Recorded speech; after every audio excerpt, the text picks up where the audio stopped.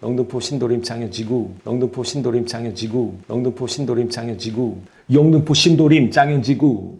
예. 안녕하십니까 애청자 여러분, 직방TV 투자의 신 놀라운 부동산 놀부입니다. 자, 드디어 이 신안산선이 착공에 들어가게 됩니다. 따라서 오늘은 이 신안산선에 대해서 좀 알아보고요, 이것이 지나가게 되면서 수혜를 받을 수 있는 지역은 어디가 되는지까지 한번 살펴보도록 하겠습니다. 자, 신안산선이 드디어 착공 예정입니다. 자, 보시면은 이 노선 같은 경우에는 1994년부터 우여곡절이 굉장히 많았던 노선입니다. 한다 그랬다가 안 한다 그랬다가 계속적으로 왔다 갔다 했었죠. 근데 드디어 9월 달에 착공 예정돼 있습니다. 5년간 3조 3천억이라는 아주 큰 단위의 금액이 들어가게 되고요. 지하 대심도 깊이 들어가서 최고 시속 180km의 초고속 열차라고 보시면 될 것 같습니다. 일반 지하철과는 다른 고속 전철이라는 얘기죠. 우리가 일반 서울의 지하철 보면은 55km 정도 보이고 있는데 신안산선은 굉장히 빠릅니다. 그리고 총 15개 역세권으로 지금 예정되어 있는 상황이고요. 향후 이 서울역까지도 2단계 구간이 이야기가 되고 있지만 아직은 굉장히 먼 이야기이기 때문에 오늘은 그건 빼고 이제 여의도 구간까지의 이야기를 좀 해보도록 하겠습니다. 자, 현재 지금 보면 서해선하고 같이 쓰는 구간이 있습니다. 바로 이 시흥시청부터 이 원시 구간은 이미 개통이 돼 있는 상태고요.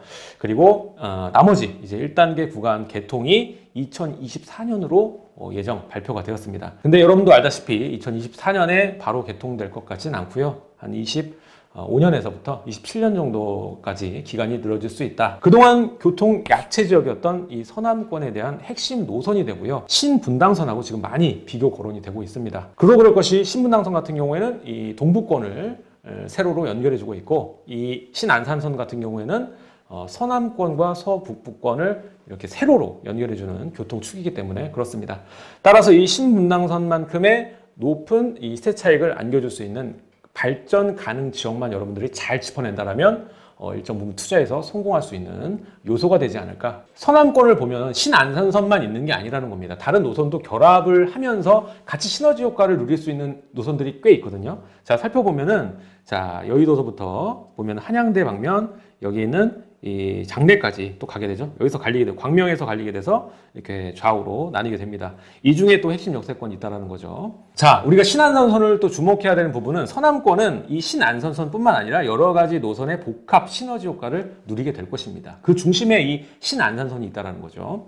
자, 일단은 중첩 노선을 보면 4호선이 있고 플러스해서 1호선이 있습니다. 1호선 노선 별로 없지만 다. 그리고 소사 원시선, 이게 바로 이제 서해선이죠. 이게 두 개로 나뉘는데 하여튼 이 소사 원시선, 그리고 월곶 판교선, 그리고 앞으로 또 착공 예정인 수인선까지 해서 여러 가지 노선이 복합적으로 시너지 효과를 보일 것이다. 여기 플러스해서 이 초지 역세권 같은 경우에는 이 여러 가지 역세권도 있지만 이 KTX 또 인천발 KTX까지 예정이 되어 있죠. 그러니까 이 서남권의 여러 가지 노선들이 복합적으로 들어온다. 지금 말한 것만 해도 여러 가지죠. 그렇게 되면서 그동안 교통 약체로 일컬어지던 이 서남권에 앞으로 큰 가치 상승이 있을 것이다. 이렇게 여러분들 파악을 하시면 될 것 같습니다. 자, 이렇기 때문에 우리가 가장 많이 얘기하는 게 제2의 신분당선, 이런 얘기를 많이 합니다. 그러면서 판교, 광교가 얼마나 올랐는지 이런 데이터 얘기 나오죠.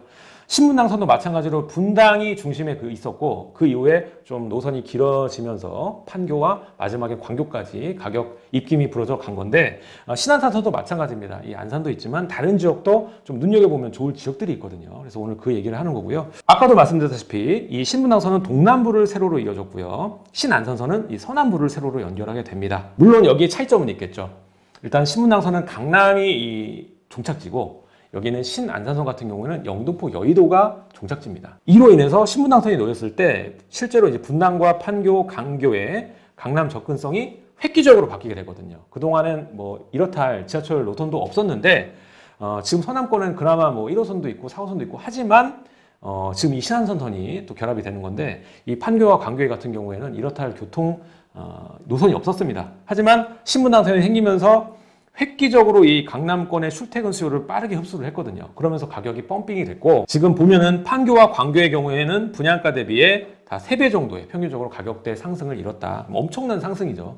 그러다 보니까 제2의 신분당선이 되면서 안산에도 이렇게 획기적으로 수요를 흡수하고 가격 성장을 이룰 곳이 나타날 것이다. 이러한 시장 분석이 있는 겁니다. 자, 이 신안산선을 살펴보면 우리가 1차 개통, 이 여의도까지죠. 개통되면 16만의 여의도와 영등포권역의 출퇴근 수요가 흡수가 될 것이다. 이렇게 예상을 하고 있고 2단계 서울역까지 또 개통이 되면 서울역에 있는 용산이죠. 용산 명동상권인데 여기까지 수요 흡수가 가능해지면서 서울과의 접근성이 떨어졌던 지역의 높은 미래 가치가 예상이 된다. 핵심 역세권, 주목해볼 만한 역세권 살펴보도록 하겠습니다. 자, 일단 첫 번째 볼 때는 서울과 비서울권 나눠서 보시는 게 좋고 이 서울권에는 아무래도 이 GTX B노선과 같이 시너지를 낼 수 있는 지역들이 있거든요. 그 지역이 바로 이 신도림과 영등포 지역을 들 수가 있습니다. 자, 영등포 지역은 지난 상승장에 많이 오른 지역도 있지만 아직 덜 오른 지역도 있으니까 이런 단지들 보시고 여러분들이 접근하시면 좋을 것 같습니다. 그리고 우리가 투자 가치로 봤을 때 신안산선을 바라보면 많이 이 가격 상승을 이룰 수 있는 지역에 들어가는 게 아마 투자의 목적에는 더 좋겠죠. 그럴 경우에는 이 서울권보다는 비서울권을 보시는 게 좋을 것 같고, 자, 일단 제가 봤을 때 제일 지역은 일단은 시흥의 장현지구입니다.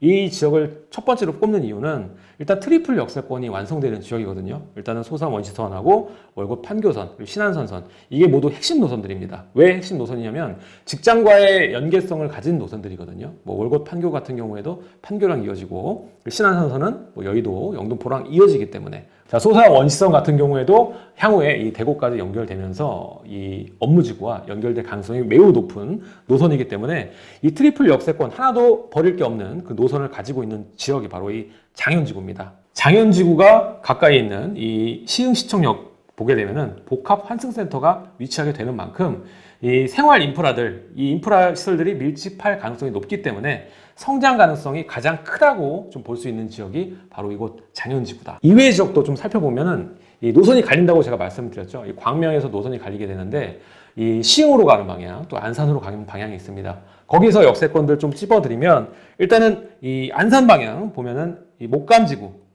목감지구가 있고요. 그리고 하단으로 이어지면은 또 중앙역이 있습니다. 그래서 이 두 가지 지역이 좀 괜찮다고 볼 수가 있겠고요. 아무래도 지금 이미 시세 반영이 어느 정도 된 거기 때문에 이 실거주를 생각하시는 분들께 좀 좋은 지역이 될 수 있다. 시흥 방향으로 가는 곳 보면은 아까 말씀드린 장현지구도 있지만 초지역이 있습니다.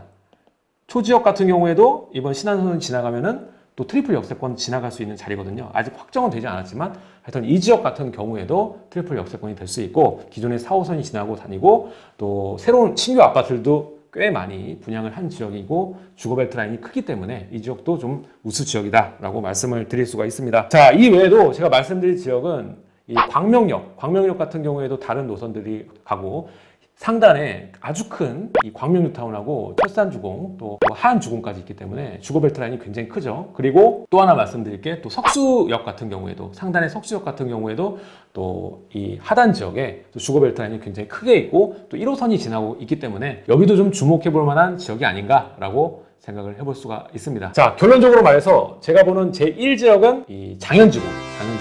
또 서울권 내에서는 영등포 그리고 신도림 이 지역, 이 세 가지를 가장 최우선적으로 얘기를 드리고 싶습니다. 자, 내용이 좋으셨다면 그리고 차후에 디테일한 지역 설명 들으시고 싶다면 좋아요, 구독하기 부탁드리도록 하겠습니다.